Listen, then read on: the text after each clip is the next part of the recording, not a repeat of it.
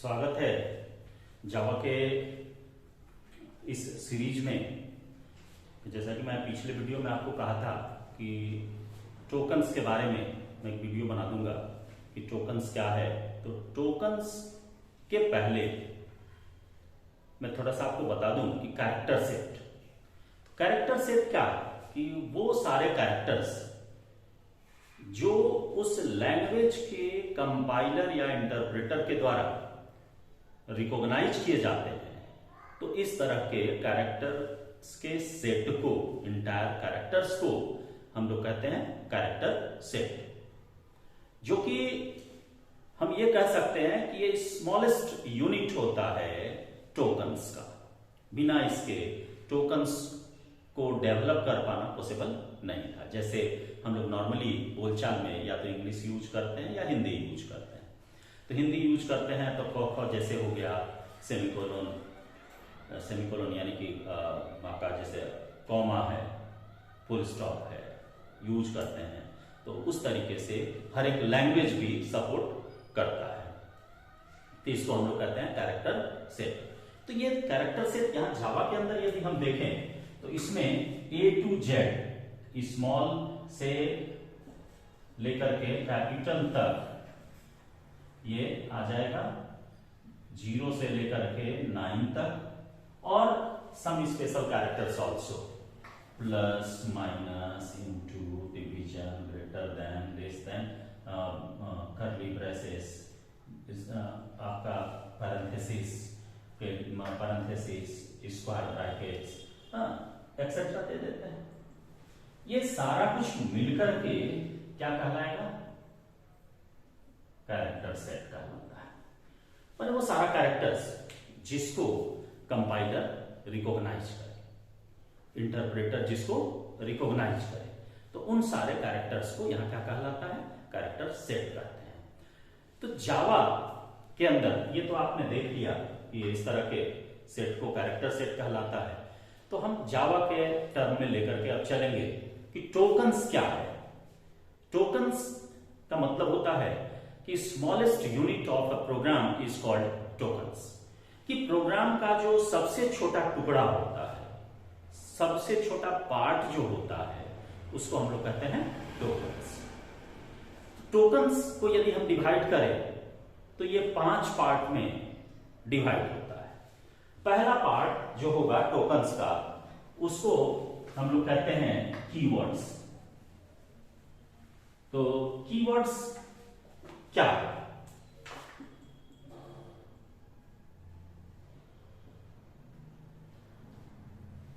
Keywords का मतलब हो गया कि वो वर्ड्स जो कंपाइलर या इंटरप्रेटर, लैंग्वेज जो भी रहे, उसके डिजाइनिंग के समय रिजर्व कर दिया जाता है पर्टिकुलर मीनिंग के लिए। तो उस तरह के वर्ड्स को हम लोग कीवर्ड्स कहते हैं। जैसे हिंदी में यदि देखें तो उठना, बैठना, आना, जाना, इसका तो ऑलरेडी मीनिंग एक फिक्स है। These are the keywords. इसका हम कहीं भी यूज आइडेंटिफिकेशन में नहीं करते हैं। किसी का नाम उठना, बैठना, आना, जाना नहीं रखते हैं। इसलिए नहीं रखते हैं क्योंकि इसकी मीनिंग ऑलरेडी डिफाइंड है। तो उसी तरीके से जावा में यदि मिनिमम हम देखें तो 53 कीवर्ड्स आता है।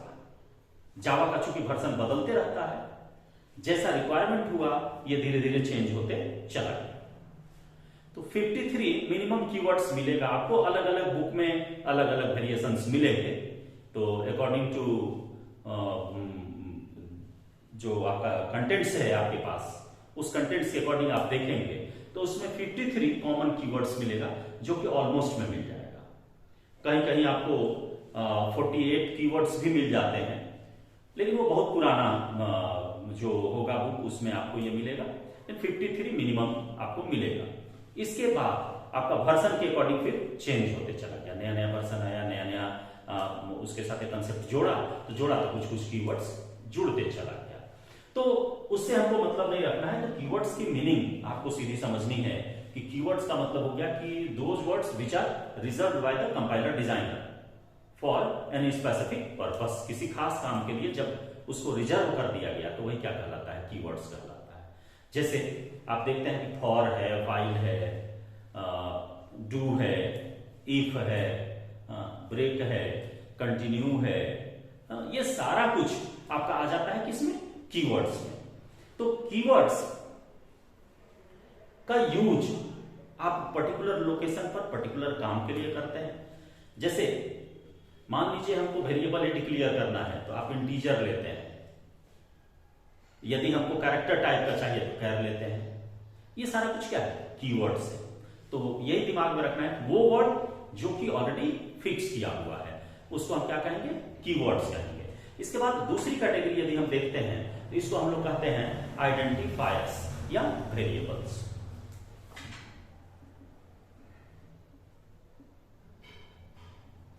या वेरिएबल्स।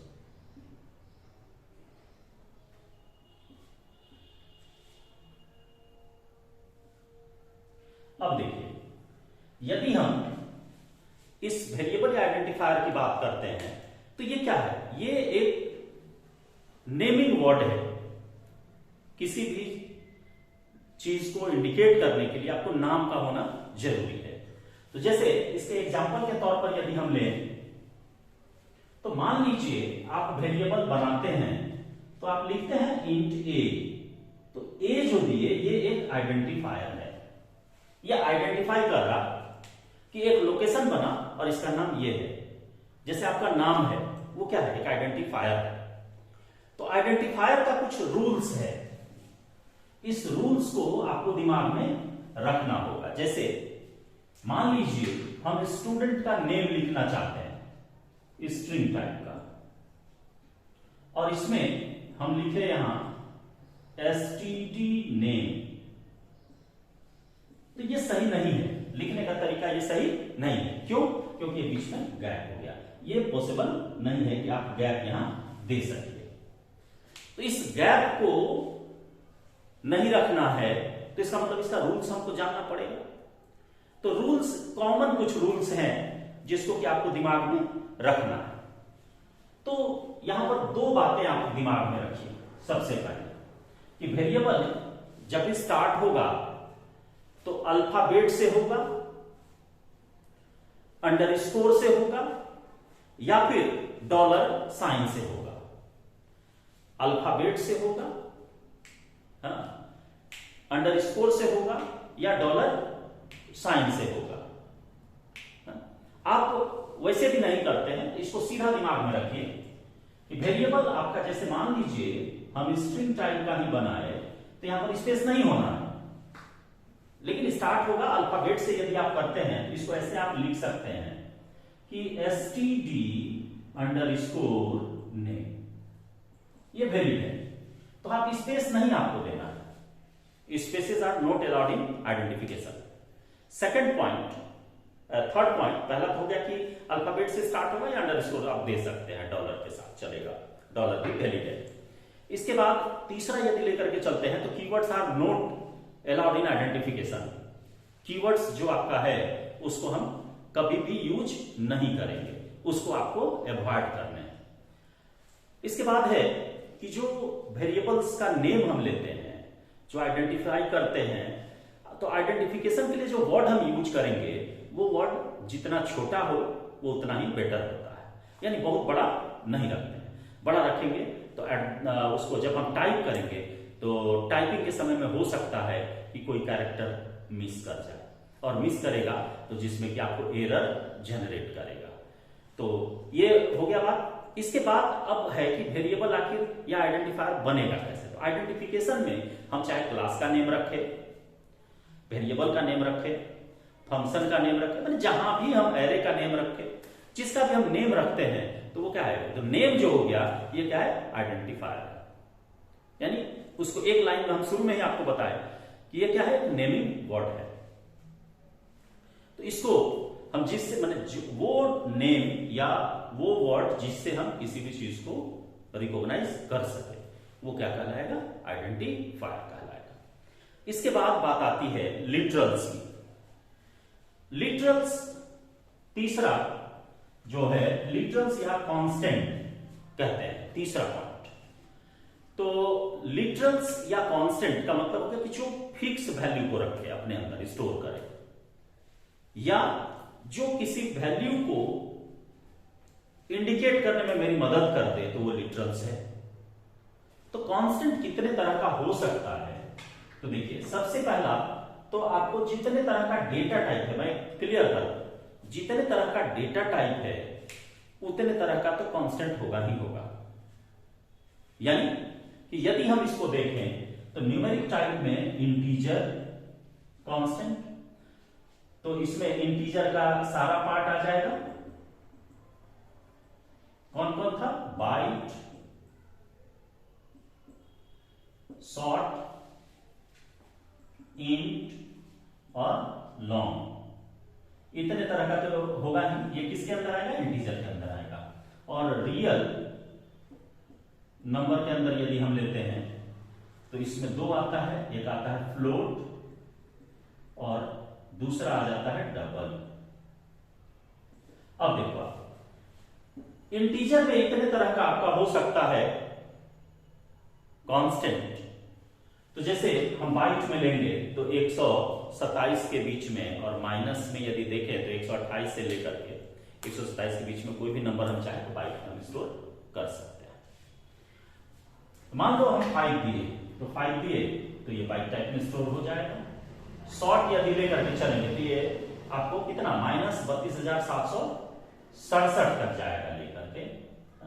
तो मान लो हम दे दिए यहां पर प्लस में 68 से लेकर के माइनस में 68 से लेकर के प्लस में 67 तक। रेंज मैं पिछले वीडियो में आपको बता चुका हूं। अब देखो आप यहां पर यदि मान लो आप वैल्यू रखते हैं जैसे 259, तो ये 259 आकर के शॉर्ट में स्टोर हो जाएगा। इसी तरह से इंच में है, लॉन्ग में है, आप वैल्यू रख सकते हैं, या कांस्टेंट के तौर पर हम यूज कर सकते हैं इसको। फ्लोट में आएंगे तो 3.14, डबल में लास्ट में आपको एफ लगाना है। एफ यदि आप लगाते हैं तो ये मान लेता है कि कैसा है, फ्लोट टाइप का है, अदरवाइज ये डबल मान लेता है। मैं डेटा टाइप में क्लियर कर चुका हूं आपको। और डबल में है तो आप 3.14 ही सिर्फ लिखिए, तो ये आपका बाय डिफॉल्ट कैसा रहेगा, डबल की तरह रहेगा। तो ये जो आपने मेंशन किए, तो ये किसका हो गया, ये हो गया आपका न्यूमेरिक टाइप का। अब नॉन न्यूमेरिक में आते हैं तो दो तरह का आपको मिलता है। एक होता है कैरेक्टर, यानी कैरेक्टर में कौन सा, सिंगल कैरेक्टर, और एक होता है स्ट्रिंग। तो सिंगल कैरेक्टर का मतलब जैसे ए लिखा, सिंगल कोट से इनक्लोज कर दिया, तो इसको सिंगल कैरेक्टर कांस्टेंट कहते हैं। और स्ट्रिंग कांस्टेंट में हो गया कि हम नेम दे सकते हैं। जैसे मान लो हम लिखे राजू और इसको हम डबल कोट में दे दिए, तो ये क्या है, ये स्ट्रिंग कांस्टेंट है। सिंगल कैरेक्टर कांस्टेंट में आपको स्केप सीक्वेंस कैरेक्टर भी आता है। स्केप सीक्वेंस कैरेक्टर मैं टेलीग्राम पर आपको भेज भी दूंगा, कौन कौन सा इसमें यूज होता है। अब देखो कि जैसे स्केप सीक्वेंस कैरेक्टर जो होता है, ये दो कैरेक्टर से मिलकर के बना हुआ होता है, दो या दो से ज्यादा कैरेक्टर से मिलकर के बनता है। जैसे मान लो हम \n शुरू से यूज करते आ रहे हैं, न्यू लाइन के लिए यूज होता है, \t टैब के लिए यूज होता है, \0 ये नल कैरेक्टर को रिप्रेजेंट करता है। तो यहां पर चूंकि जावा को जब आप देखिएगा तो ये यूनिकोड कैरेक्टर को कंटेन करता है। तो इसके लिए आपको जैसे हेक्साडेसिमल है, स्ट्रिंग के लिए है, तो अलग अलग तरीके से हम उसको बता सकते हैं। वो मैं आपको भेज दूंगा, उसका पूरा डिटेल में भेज दूंगा, क्योंकि उतना लंबा वीडियो बना नहीं सकता अभी। तो ये हो गया आपका किसके लिए, कैरेक्टर कांस्टेंट के लिए, ये हो गया स्ट्रिंग कांस्टेंट के लिए। तो कांस्टेंट के बाद यदि हम लोग फोर्थ पॉइंट पर आते हैं, तो फोर्थ पॉइंट में आपका आ जाता है कि ऑपरेटर्स कौन कौन सा है। तो ऑपरेटर्स में यदि हम देखें तो जैसे आप पिछले सारे लैंग्वेजेस में चाहे सी पढ़े हो, C++ पढ़े हो, तो उसमें आप जब देखते हैं तो देखिए कॉमन ऑपरेटर्स में बताता हूं आपको, जो कि आसानी से आपके समझ में बात आ जाए। तो देखो पहला हो जाता है अरिथमेटिक ऑपरेटर। अरिथमेटिक ऑपरेटर में कौन कौन सा आता है, प्लस है, माइनस है, इनटू है, डिवीजन है, रिमाइंडर है। ये 5 कॉमन ऑपरेटर है जो कि आपको अरिथमेटिक में आ जाता है। आप एडिशनली यदि इसमें जोड़ना चाहिएगा ऑपरेटर्स में, तो आप प्लस प्लस और माइनस माइनस को जोड़ सकते हैं। दूसरी कैटेगरी आती है रिलेशनल ऑपरेटर की। रिलेशनल ऑपरेटर में क्या आता है? Greater than, less than, greater than equal to, less than equal to, not equal to और इक्वल टू, ये आता है रिलेशनल ऑपरेटर में। इसके बाद यदि हम बात करें कि लॉजिकल ऑपरेटर की, तो लॉजिकल ऑपरेटर में आपको आता है एंड और नॉट, और उसके साथ ही साथ यहां पर एक और आएगा एक्सऑर। एक्सऑर का काम क्या है कि जैसे देखो, या आप अभी एक्सऑर छोड़ो, एक्सऑर बाद में मैं बताऊंगा। एंड और नॉट पहले समझो आप। एंड के लिए यूज करते हैं हम लोग डबल एम्परसेंड, ये क्या कहलाएगा? And operator. और के लिए डबल पाइपिंग यूज करेंगे, ये और है। और तीसरा एक्सक्लेमेशन यदि यूज करते हैं तो ये है नोट। ये तीन अभी आप रिलेशनल समझो। एक्स और भी है, उसको भी मैं बता दूंगा कि कैसे उसको कैरेट से रिप्रेजेंट करते हैं और क्या होता है उसका मीनिंग। तो देखो, एंड जो होता है, तो एंड का नेचर क्या कहता है कि both inputs are high then output will be high. वो क्या हो जाएगा कि दोनों यदि कंडीशन ट्रू है तो ये रिटर्न करेगा ट्रू, अदरवाइज रिटर्न करता है फॉल्स। और जो है, और में कहता है कि both inputs are low then output will be low, otherwise high. Both inputs are low then output will be low, otherwise high. और जो नोट है, नोट सिर्फ इन्वर्टर का काम करता है, ये अपोजिट कर देगा। यदि आप जीरो देंगे यानी कि फॉल्स देंगे तो ये ट्रू रिटर्न करेगा, और ट्रू देंगे तो ये फॉल्स रिटर्न करेगा। और इसके साथ ही साथ एक्सऑर जो है, एक्सऑर को जब हम रिप्रेजेंट करेंगे तो एक्सऑर में ये क्या करता है कि जस्ट और के तरह ही काम करेगा, लेकिन और में आपको क्या बताए कि both inputs are low then output will be low. और एक्सऑर में कहता है कि both inputs are opposite in nature then output will be high, otherwise low. यानी कि दोनों 0-0 हो जाए या दोनों 1-1 हो जाए, उस केस में एक्सऑर जो है वो 0 रिटर्न कर देगा। लेकिन यदि एक 0 और एक 1 है तो उस केस में ये ट्रू रिटर्न करेगा। ये हो गया रिलेशनल ऑपरेटर का। रिलेशनल के बाद यदि हम देखते हैं तो इसमें और भी, जैसे इंक्रीमेंट डिक्रीमेंट आपको मैं अर्थमेटिक के साथ जोड़ दिया, ये हो गया। इसके बाद आते हैं तो असाइनमेंट ऑपरेटर। असाइनमेंट ऑपरेटर में हम यूज कर सकते हैं या करते हैं इक्वल टू, एक सिंगल है इक्वल टू। इसके बाद एक ऑपरेटर की कैटेगरी पांचवा यदि हम देखें तो हम उसको कहते हैं सेल्फ रिप्लेसमेंट ऑपरेटर। तो plus equal to, minus equal to, into equal to, division equal to, reminder equal to, ये हम यूज कर सकते हैं। इसको हम लोग कहते हैं सेल्फ रिप्लेसमेंट ऑपरेटर। और सेल्फ रिप्लेसमेंट ऑपरेटर के बाद यदि हम देखें तो अदर ऑपरेटर्स के तौर पर भी कुछ कैरेक्टर्स यूज होते हैं, जैसे कोलोन है, सेमीकोलोन है, क्वेश्चन मार्क है। तो ये सारा अदर ऑपरेटर के रूप में यूज किए जाते हैं, यानी एडिशनल ऑपरेटर के रूप में ये आ जाता है। अब देखिए, अब इसी को यदि हम चेंज कर दें, ये जितना भी हमने लिखा, तो इसको एक और साधारण कैटेगरी से आप डिवाइड कर सकते हैं, और उसको हम लोग कहते हैं यूनरी ऑपरेटर। दूसरा है बाइनरी, और तीसरा है टर्नरी ऑपरेटर। ये तीन अलग अलग कैटेगरी है। तो देखो, इसको समझ लो, एकदम आसान चीज है। यूनरी, जिसमें एक ऑपरेंड लगे, यानी एक ऑपरेंड पर जो ऑपरेटर ऑपरेशन को परफॉर्म कर दे उसको कहेंगे यूनरी। जैसे कोई नंबर है ए में रखा हुआ है 5, तो हम यहां इसके पहले माइनस लगा दें, तो इस जगह पर ये क्या हो गया? नेगेटिव, यानी -5 हो गया।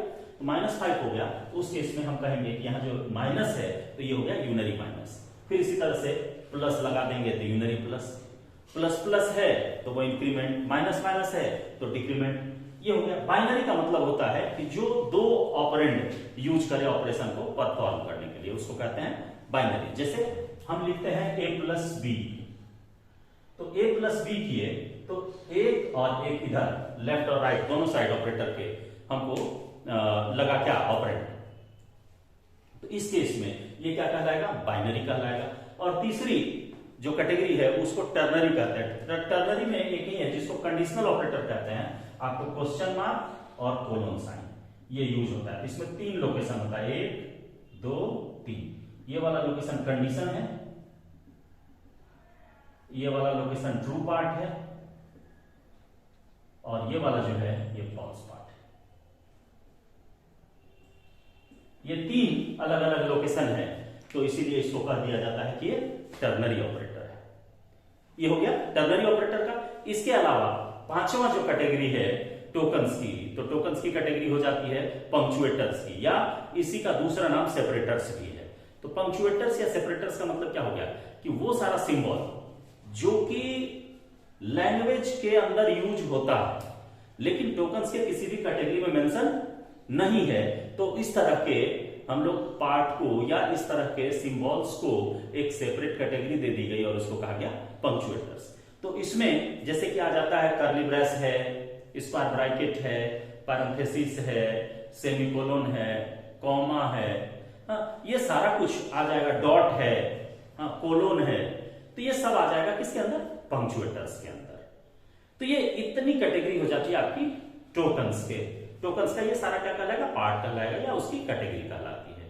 ये यदि आपके दिमाग में नहीं होगा, आप इसको यदि नहीं समझते हैं, तो जावा के प्रोग्राम में या किसी भी लैंग्वेज के अंदर यदि आप प्रोग्राम बनाते हैं तो आपको हर हमेशा एरर का सामना करना पड़ेगा।